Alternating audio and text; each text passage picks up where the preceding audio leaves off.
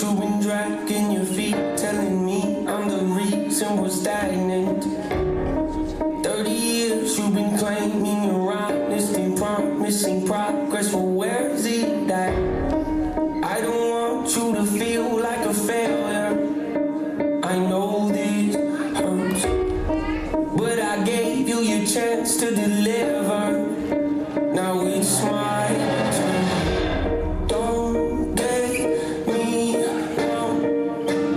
Nature had a great run, but it's time to give the people something different. So without further ado, I'd like to introduce my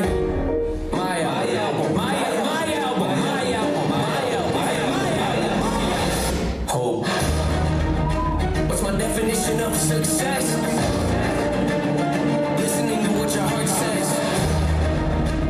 Standing up for what you know is right while everybody else says. Talking until between the legs.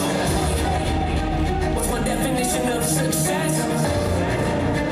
Creating something no one else can. Being brave enough to dream big. When you're told to just quit. Anything more and you got nothing left.